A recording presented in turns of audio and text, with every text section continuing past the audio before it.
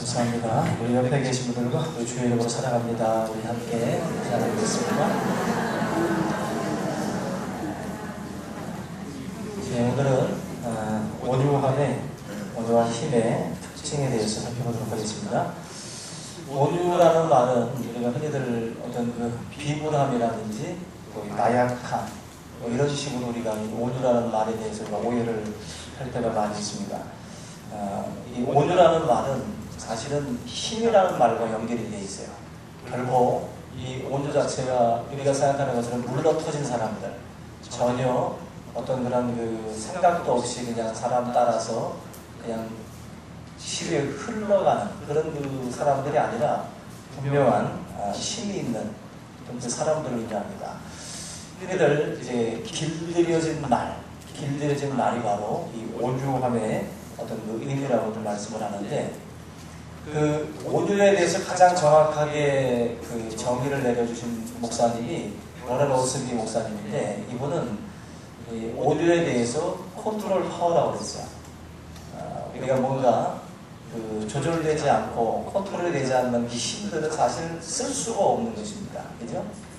뭐 태양 에너지 같은 경우도 뭐 이런 것들을 다 우리가 가지고 와서, 그죠? 우리가 뭔가 조절을 할 수 있어야 그게 에너지가 되는 것처럼, 우리가 가지고 있는 힘도 보면 이것이 어떤 그 조절 속에 들어가야만이 그 제대로 된 어떤 그 역할들, 어떤 일들을 수행을 할 수가 있습니다. 그래서 이 통제된 힘이 바로 온유다.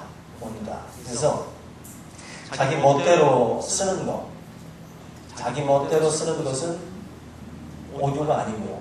또 자기 멋대로 사는 인생은 하나님께 쓰임 받을 수가 없습니다. 하나님의 손 안에, 하나님께 길들여진 그러한 그 존재, 하나님께 길들여진 말과 같은 존재가 돼야 우리가 하나님 앞에 귀하게 쓰임을 받게 될 줄로 믿습니다. 우리가 지금 가지고 있는 것들이 많아도, 내가 머릿속에 많은 것들을 갖추고 있어도 그것은 마치 야생마와도 같은 것이거든요. 그것이 그리스도 앞에 복종시켜야 돼요. 모든 무릎을 예수 그리스도 앞에 꿇을 때에, 그때의 그 힘이 하나님의 도구가 될 수가 있어요. 여러분들이 어떠한 것들을 아무리 가지고 있다 할지라도 하나님 앞에 순종하지 아니하고 주님의 뜻에 나의 삶을 드리지 못하면 그 힘은 무용지물이라는 것입니다. 그래서 차라리 작은 힘이 있다 할지라도 그 힘이 하나님의 도구가 될 때, 하나님께 길들여질 때 그 인생을 하나님께서 사용할 수가 있습니다. 저와 여러분들이 그런 면에서는 주님 앞에 내가 가지고 있는 작은 것일지라도 들고 나가셔야 돼요. 그리고 주님의 그 손 안에 내가 들려지기를, 그런 그 간절한 소원을 가지고 나간다면 하나님께서 저와 여러분들을 귀하게 사용하게 되실 줄로 믿습니다. 교회도 그렇고 세상 밖에도 그렇고 유능한 분들은 많이 있습니다. 힘 있는 분들이 많이 있는데, 안타까운 것은 컨트롤되지 못한다는 거예요. 그래서 그 공동체 전체에 유익이 되지 못하고 자꾸 부딪히고 자꾸 뭔가 이렇게 사고를 친다는 거죠. 뭔가 이렇게 보면은 아직 멀었다. 아직 참 이게 보면은 아까운 에너지들이 많거든요. 아까운 힘들. 참 저거 하면서 저거 굉장히 귀하게 쓸 수 있는데 하면서 마음속에 아쉬운 부분들이 있어요. 근데 이게 뭐냐면 지금 막 야생마들이에요. 아직 펜스 안에다가 가둬놓고 그냥 지켜볼 수밖에 없는, 아직은 쓸 수 없는, 그 등 위에 올라탈 수 없는 그러한 말들이 있다라는 거죠. 여러분 자신이 하나님 앞에 길들여진 말일지 야생마인지 한번 생각해 보시기 바랍니다. 하나님의 뜻에 순종할 수 있는 자. 성경에 보면은 사울 왕이 하나님 앞에 처음에는 이제 잘 말을 듣던 그런 존재였지만 나중에는 이게 바뀌죠. 야생마처럼 자기 멋대로 튀어나갑니다. 그때 하나님이 사울 왕을 버리시죠. 결국 통제되지 않는, 하나님께 통제되지 않느냐고 길들여지지 않는 그런 말들은 하나님께 쓰임받을 수가 없어요. 작더라도 하나님께 들려질 때 저와 여러분들이 귀하게 쓰임받게 될 줄로 믿습니다. 우리가 온유라고 하는 이 말의 반대말, 온유함의 이 반대말을 찾게 되면 뭘 찾을 수 있냐면은 다투는 자라고 보시면 돼요. 온유한 자의 반대는 다투는 자다. 그러니까 다투는 것도 힘이 있어야 다투죠. 논쟁도 지식이 있어야 논쟁이 돼요. 예? 아무것도 뜬 게 없으면 논쟁 자체가 안 됩니다. 토론이 안 돼요. 결국 주먹이 세든 머리가 있든 뭔가 힘이 있어야 다툼이라는 것들이 일어나요. 싸움이라는 것들이 일어나는 것입니다.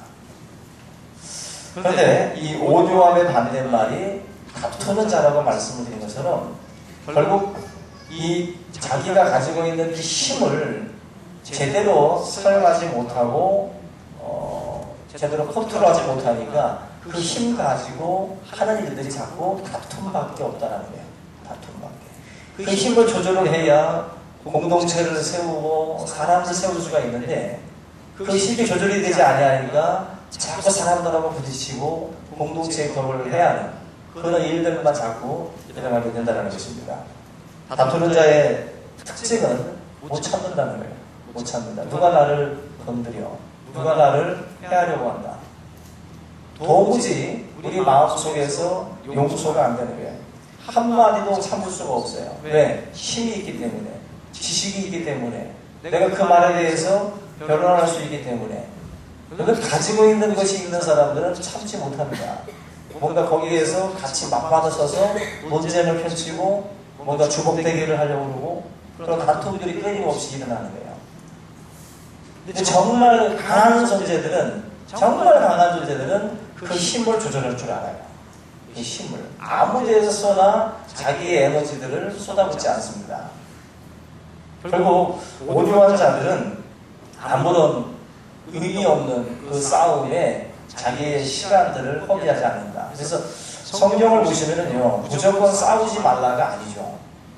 우리 성도들도 무조건 싸우지 말라는 게 아니라 사소한 싸움들을 그치가는 거예요. 사소한 싸움들. 정말 싸워야 될 것들을 싸워야 되는데 그런 싸움들을 우리가 하지 못하는 이유 중에 하나가 너무 지역적인 싸움들을 많이 벌리니까 본 싸움에서 우리가 지치고 만다라는 것입니다.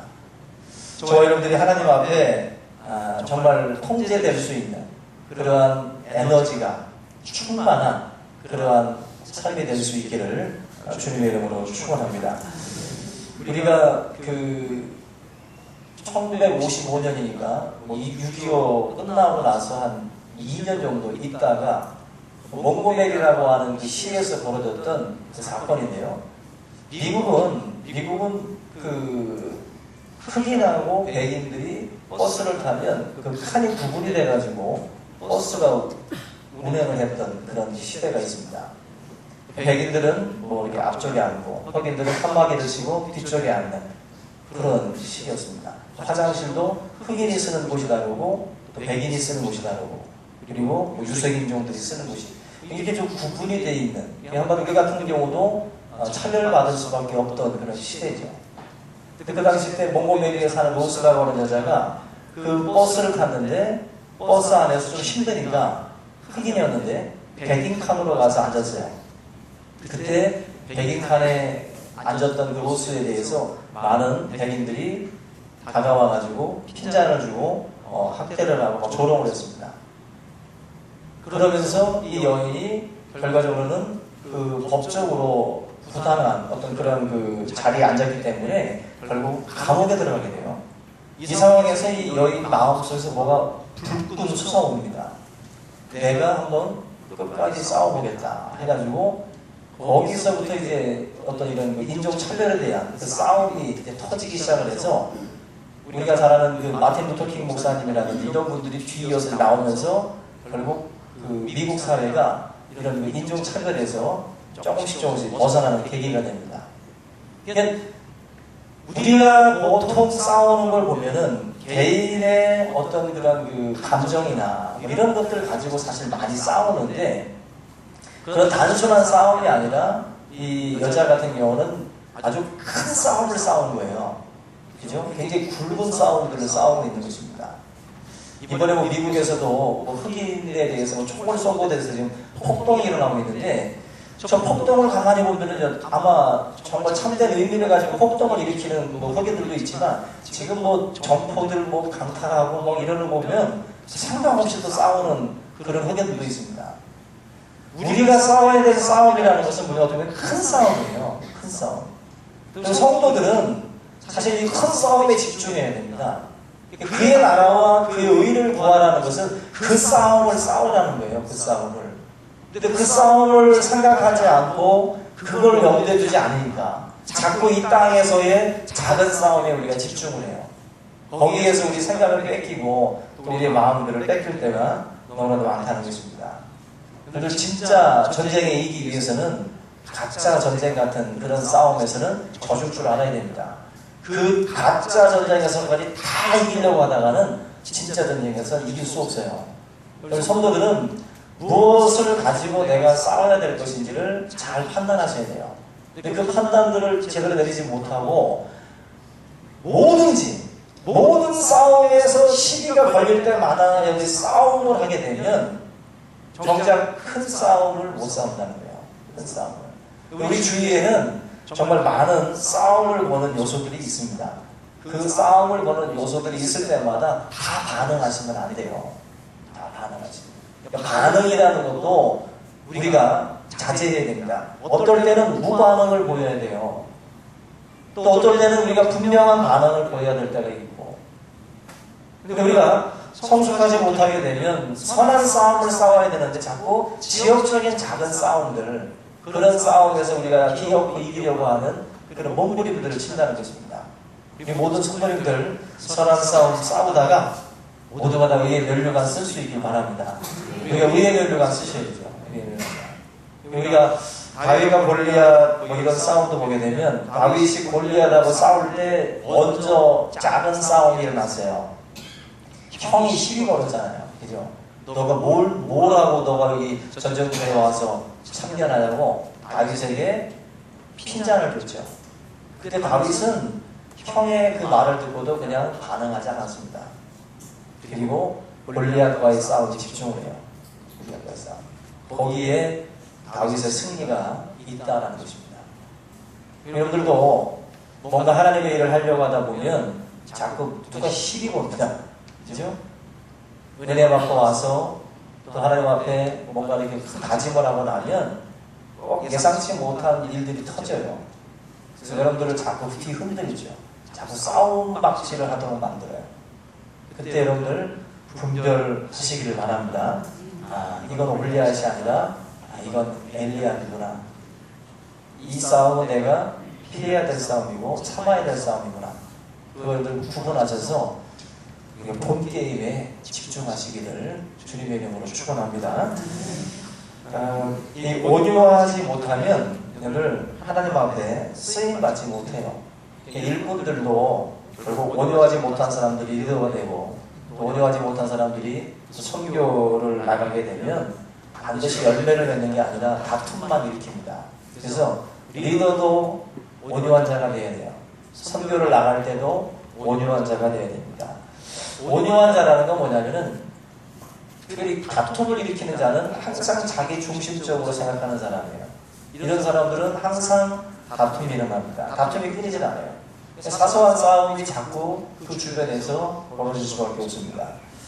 그들 우리가 보면은 어떤 일에 싸우는가 보면은 그들 왜 똑같이 안 해주냐?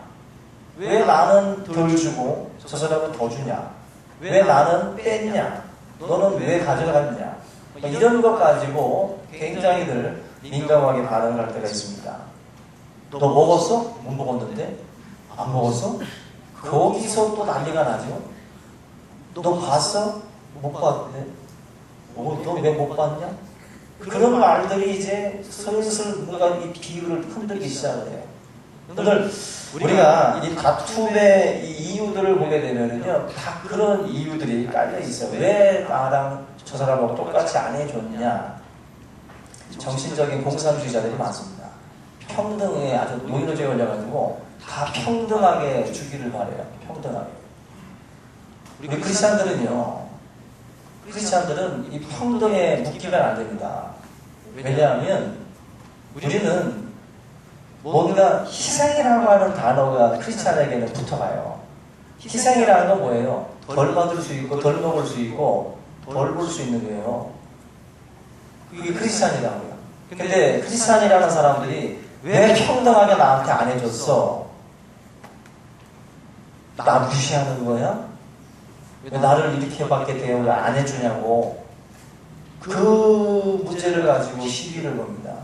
맞는 말이죠. 왜 똑같이 안 줬을까?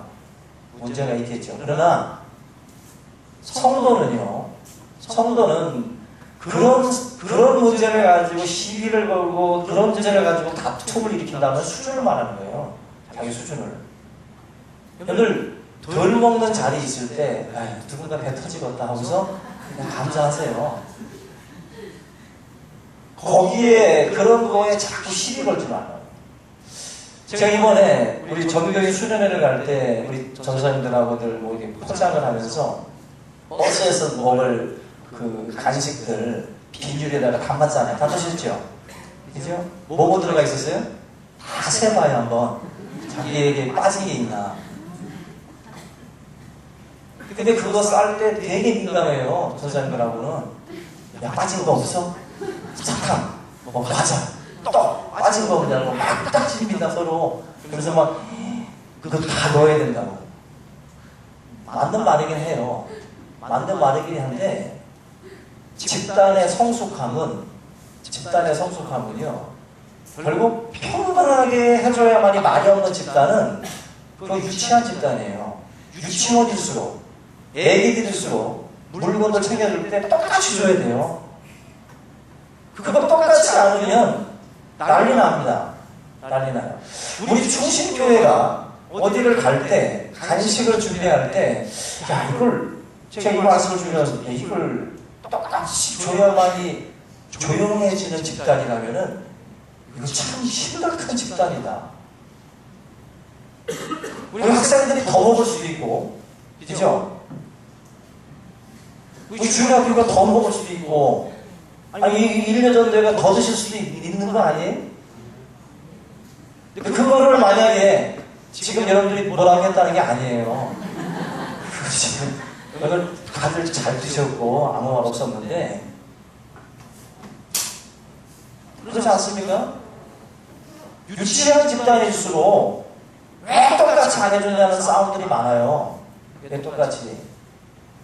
성숙한 어른일수록 너 먹어 그럽니다. 나 배불러 그럽니다.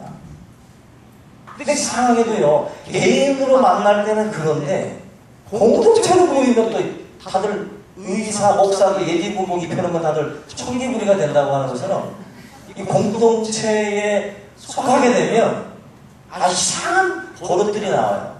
왜 똑같이 안 하나? 똑같이. 여러분들 우리 충신교회는 성숙한 교회가 되길 바랍니다. 그래서 헛가다가 여러분들 똑같이 안 당하고 여러분들한테 덜 갔을 때 성숙을 발휘하시기 바랍니다. 제발 성숙을 발휘하고 그런 데에서도 여러분들의 반응이 성숙한 반응이 나오길 바라요. 성숙한 반응. 그게 우리들의 수준이 될 수 있는 거예요. 그래서 우리 교회는 평등하게 안 해도 시끄럽지 않은 교회. 아멘? 어느 날은 뭐 주보가 내가 없을 수도 있잖아. 몇장 못 찍어서. 그러면은 왜 난 주보 안 주냐고. 그렇게 흥분하지 말고 어차피 보지도 않으면서 그거 뭐 괜히 먼저 자기 챙겨놓는 그 맛에 보지도 않아요. 만약에 책을 만약에 다 선물한다. 그러면 한 권이 모자라네. 그래서 한 년이 못 받게 돼요. 성숙하게 계시면 제가 뭐 다시 또 더 두꺼운 책을 줄 수도 있죠. 근데 보면 읽지도 않으면서 그냥 확보해 놓느라고 그냥 그런 싸움을 많이 벌려요. 안 읽을 거면 그냥 읽을 사람 주면 되는 거지. 굳이 그걸 또 그냥 결국 이 보면 우리의 삶 가운데 이런 어떤 그 사소한 부분에서의 시비와 그런 것들은 우리가 다투는 자라는 거예요. 우리가 온유한 자라는 것입니다. 우리 온유한 자가 되기 위해서는 그런 것들에 대해서 조절할 수 있어야 돼요. 조절할 수 있어야 돼요. 그러한 조절 능력들을 우리가 잃어버릴 때가 너무나도 많다는 것입니다. 여러분들 어딜 가든지 다투는 자가 되지 않기를 바랍니다. 화평을 만드는 자, 화평케 하는 자, 피스메이커가 되셔야 돼요. 그것이 하나님께서 여러분들에게 주신 직책이에요. 직책. 그 직책을 여러분들이 수행할 수 있기를 주님의 이름으로 부탁을 드립니다. 결국 다투는 것도 보면은요, 꼭 힘 있는 사람들이 꼭 다퉈요. 이등병이 싸우는 거 봤어요? 이등병은 안 싸워요. 근데 병장들끼리 꼭 싸워요, 보면. 힘이 있으면 다툼이 일어나요. 그래서 온유한 자가 되든지 힘이 있으면 다투는 자가 되든지 둘 중에 하나라고. 여러분들이 온유한 자가 돼서 여러분들의 공동체를 세우고 또 여러분들 한 영혼을 세우는 그러한 성도가 되시기를 주님의 이름으로 부탁을 드립니다. 갈라디아서 5장 22절 보시면 성령의 9가지 열매가 나오는데 그 성령의 9가지 열매 보시면은 혼자서 하는 게 없잖아요. 그죠? 사랑과 희락과 뭐 화평과 뭐 오래 참 이런 그 모든 열매들을 보면은 다 공동체와 관계되어 있잖아요. 사랑은 혼자 합니까? 같이 하는 거지. 희락도 혼자 희죽희죽 웃고 있으면은 그 정신병원을 데리고 가야 돼요. 공동체 안에서 웃는 거죠. 관계 속에서 웃는 거고 관계 속에서 화평하는 거지 혼자서 하는 거예요. 결국 성령의 열매라는 것도 보면 다 이 안에서 함께 공동체 안에서 맺어지는 겁니다. 그래서 신앙생활을 할 때 우리가 이런 그 관계 서로서로의 이 관계 속에서 이루어가는 것 굉장히 중요합니다. 그래서 신앙생활 자체를 사람과 사람 사이에서의 어떤 그런 걸 더불어서 행하는 것이지 이것이 자기 혼자만의 어떤 그런 그 경건은 아니라는 거예요. 경건은 혼자의 경건이 아닙니다. 공동체 안에서 사람과의 관계 속에서의 경건이에요. 그걸 여러분들이 잊지 않기를 주님의 이름으로 부탁을 드립니다. 나는 뭐 사람과 만나면 자꾸 뭐 내 마음이 평정이 깨져 하면서 나는 안 갈래 이런 분들 있죠. 다투는 자예요, 그 사람이. 다른 사람들과 함께하는 그곳에서 자꾸 깨지는 사람들, 그 다투는 자예요. 자기가 온유하지 못하기 때문에 그 다툼이 자꾸 일어나는 거예요.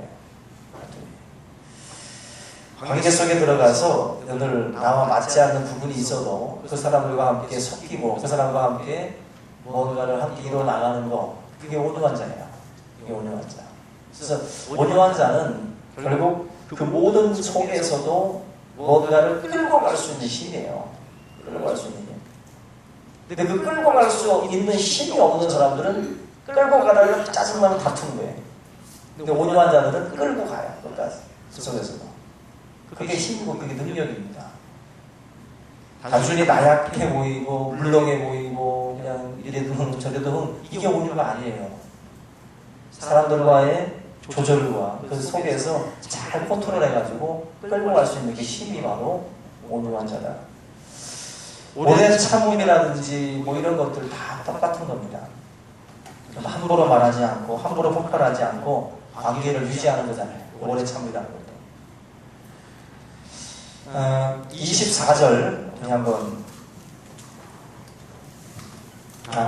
우리 성경에 보면은요, 잠깐만요. 이 말씀에 보면 우리가 지금 우리의 삶 속에서 우리가 잊어버리고 있는 그 내용 중에 그 하나님 앞에 저와 여러분들이 이제 쓰임을 받기 위해서는 이 온유한 자로서의 어떤 그 모습들을 갖춰 나가야 되는데 온유라고 하는 것이 어떤 것인가라는 것이 참 궁금한데 오늘 본문 말씀 보면은 온유한 자의 그 행동이 뭔지를 지금 보여주고 있습니다. 성경 한번 보겠습니다. 22절 보시면 뭐라고 말씀하냐면은 또한 너는 청년의 정욕을 피하고 주를 깨끗한 마음으로 부르는 자들과 함께 의와 믿음과 사랑과 화평을 따르라. 여기 보면 온유라는 것이 뭐냐 할 때 온유라는 것은 뭐 여러 가지로도 볼 수 있겠지만 함께 할 수 있는 능력이에요. 함께 할 수 있는 능력. 그래서 지금 본문 보시면은 주를 깨끗한 마음으로 부르는 자들과 함께. 네? 22절 다시 같이 한번 읽어볼게요. 시작. 주를 깨끗한 마음으로 부르는 자들과 함께. 이게 누구예요? 성도죠. 그죠? 주를 깨끗한 마음으로 부르는 자들과 함께. 오늘 우리가 갖춰야 될 힘, 갖춰야 될 능력 중에 하나가 바로 이거예요. 함께 할 수 있는 힘입니다. 함께 할 수 있는 힘. 많은 사람들이 이 함께하는 힘, 함께하는 능력을 갖지 못할 때가 많이 있어요. 여기 보면은 하나님은 참 좀 스마트한 분입니다. 여기 보면은 피하라는 것은 한 가지고 따라야 될 것은 네 가지예요. 22절 보면은 정욕을 피하고 믿음과 사랑과 화평, 또 의, 이것에 대해서 따르라 말씀을 해요. 네 가지를 따르라고 말씀을 합니다. 진짜로 온유한 자의 능력이 어디 있는가를 보게 되면 결국 깨끗한 마음으로 주를 부르는 자들과 함께하는 것이에요. 함께하면서 이것도 저것도 같이 따라가는 거거든요. 함께 따라갈 줄 알아야 돼요. 함께. 신앙에 있어서 이 함께하는 능력, 함께 기도하고 함께 예배하고 또 함께 헌신할 줄 알아야 돼요. 함께 놀 줄도 알아야 되고. 이 함께하는 이 자체가 그게 능력이에요. 온유함이 있는 사람들은 바로 함께 있는 이것에 대해서 잘합니다. 잘한다는 거예요. 성경 전체를 통해서 가장 이상적인 크리스찬의 모습을 그리는 본문이 시편 133편입니다. 여기 보면은 보라 형제가 연합하여 동요함이 어찌 그리 선하고 아름다운고. 성경에서 아름답다라고 표현할 때 형제들이 연합하여 함께하는 것이 가장 선하고 아름답다라고 말씀을 해요. 동거라는 이 말이 참 사람과 사람이 함께한다는 게 쉽지 않지요. 그죠? 특별히 80대에서 10대까지 같이 뭔가 어울린다. 교회 공동체는 세대가 엄청나게 차이 나는 거예요. 이걸 동호회는 볼링, 등산, 낚시 한 가지가 이게 결합이 돼서 같이 만난 사람들이 모이는 집단. 그리고 선교단체 같은 경우도 청년 대학생들이 모이는 단체죠. 근데 교회는 달라요. 교회는 대학생들만 모이는 게 아니라 어린아이부터 시작해서 할머니, 할머니, 할아버지까지 다 모이는 게 교회예요. 이게 중학교도 아니고 고등학교도 아니고 이게 뭡니까? 이 교회는요 너무나도 세대가 간격이 커요. 세대 간격이. 근데 이 다양한, 그리고 나이만이 아니라 부자든 가난하든 배웠든 못 배웠든 잘생겼든 못생겼든 뚱뚱하든 말랐든 다 모이는 거예요. 무슨 벽이 없잖아요. 교회는 모든 세대와 모든 사람들이 다 모이는 곳이에요. 근데 이 사람들이 연합하여 동거한다.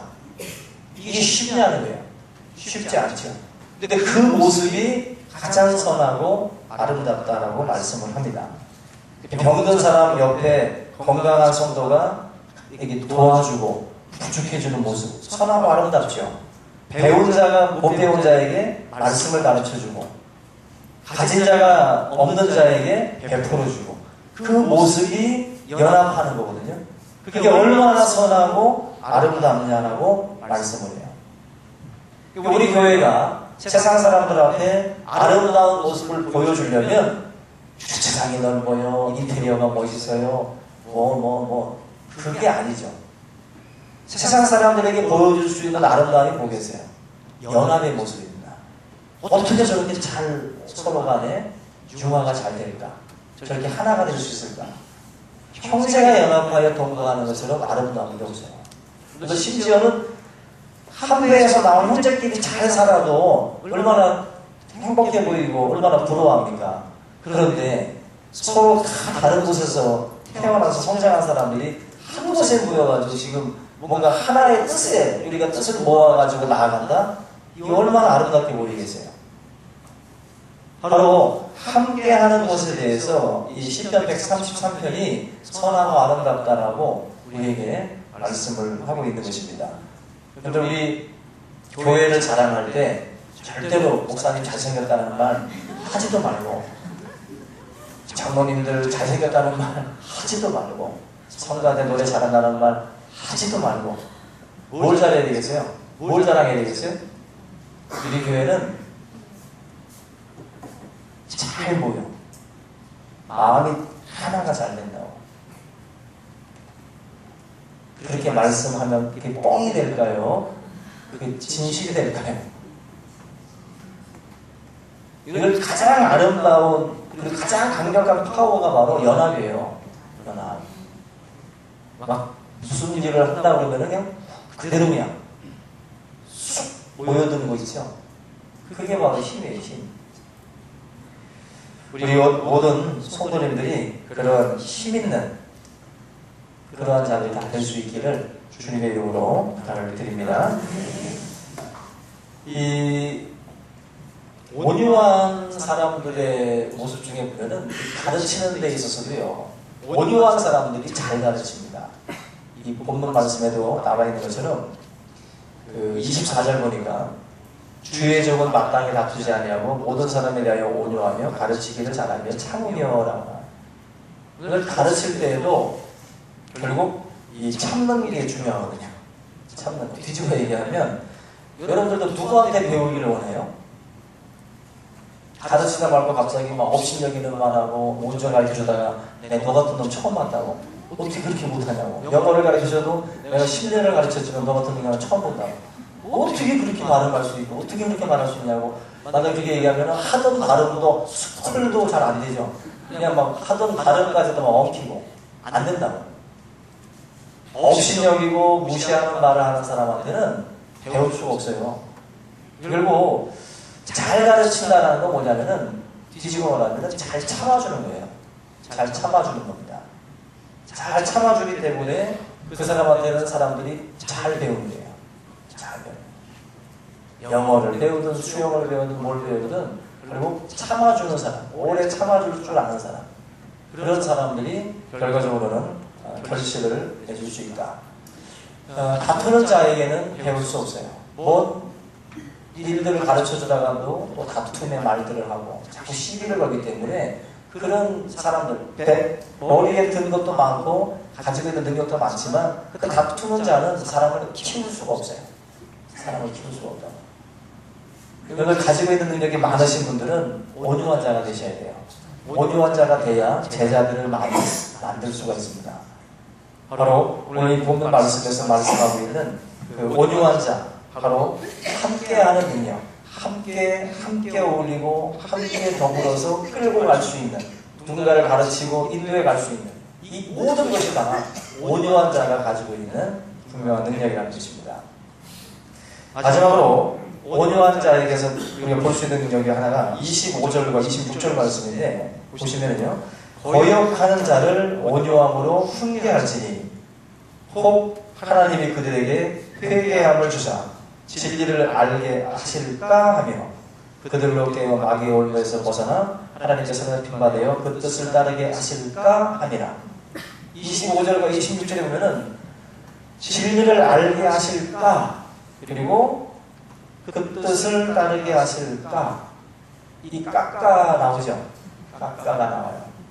이게 굉장히 중요한 의미입니다. 지금 여러분들 보면은요, 지금 어떤 사람이 회개할 찬스가 있는데 저 사람은 이제 끝난 인생이야, 저 끝났어, 이렇게 생각하진 않고 온유한 자는 어떻게 말을 하냐면은 지금 이 25절 말씀같이 그들에게 회개함을 주사 진리를 알게 하실까. 다시 말하면 온유한 자는 계속해서 기대를 가지는 자예요. 근데 이 다투는 자들을 보면은요, 단정적이고 또 모든 일들에 대해서 그냥 규정을 해버려요. 끝났다고 규정을 해버린다고. 그런 인생 되지 않기 바랍니다. 여러분들 우리가 뭔데 사람의 인생을 규정하고 단정을 줘서 말합니까? 그렇게 말하면 안 돼요. 그래도 하나님이 그 인생을 회개시켜서 또 쓰실 줄 또 아냐. 위에서 기도하자. 그렇게 말씀하셔야죠. 단정 짓듯이 규정하듯이 이렇게 말씀하지 마세요. 그게 바로 다투는 자들의 특징이에요. 다투는 자들. 온유한 자들은 계속해서 기대합니다.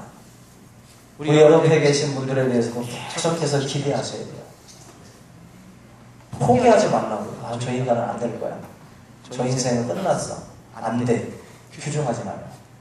하나님께서 그 뜻을 따르게 하실까? 모르잖아. 기도하자. 그렇게 계속 기대하시고. 기대하는 자를 통해서 사실 하나님께서 일들을 이루어 가실 줄로 믿습니다. 우리 성도와 성도들끼리도 서로 기대하고 소망을 버리지 않기를 주의 이름으로 부탁을 드립니다. 믿어주는 게 있어야죠. 믿어주는 게. 서로 간에 믿어주고 기대하셔야 돼요. 마가복음 2장에 보면 중풍병자 나오죠. 근데 중풍병자 사건에서 그 친구들 보세요. 친구는 계속해서 기대했어요. 또 믿어줬어요. 뭘 믿었습니까? 그 친구에 대해서 너가 일어날 줄 난 믿어. 너가 병상을 털고 일어날 줄 난 믿어. 주님이 너에게 말씀하면 너 나올 수 있어. 나는 그걸 믿어. 그 믿음이에요.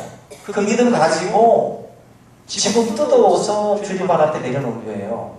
그게 온유한 자의 특징이라고. 온유한 자들은 자녀를 보고 친구를 보고 병상에 누워있는 나의 친구나 부모나 자녀들을 보면서도 계속 기대하는 거예요. 단정짓지 않는다고. 규정하지 않는다고. 하나님 앞에 다 끌고 나가서 그 영혼들을 놓고 기도하는 겁니다. 아멘? 우리 옆에 계신 분들에게 서로 한번 인사 나눕시다. 나는 당신을 믿습니다. 기대합니다. 서로 기대하고 믿어주셔야 돼요. 믿어주니까 마음이 있는 거예요. 따라서 합시다. 나는 우리 자녀가 축복받을 줄로 믿습니다. 변화될 줄로 믿습니다. 병에서 나음을 입을 줄로 믿습니다. 그런 기대와 소망의 이야기들을 하는 자가 돼야지 어디 가서 꼭 기빠지는 소리들만 하고 어디 가서 꼭 사람 죽이는 소리만 하고 있고 야 의사가 끝났대. 그냥 끝났대. 그런 말을 하면 그렇게 속이 시원한가 봐요. 그렇게 행복한가 보더라고요. 여러분들 하나님의 사람은 또 하나님께서 뭐 하실까 어떻게 알아? 기도하자. 그 말씀 여러분들 부여잡고 소망의 사람들이 되시기를 주님의 이름으로 축원합니다. 오늘 말씀 붙들고 우리가 서로 함께 기대하고 소망하는 자들이 될 수 있기를 주님의 이름으로 부탁을 드립니다. 다 같이 오늘 말씀 붙들고 함께 할 수 있도록 위해서 기도하시고요. 서로 기대할 수 있는 그러한 능력을 위해서 함께 기도하겠습니다. 사랑의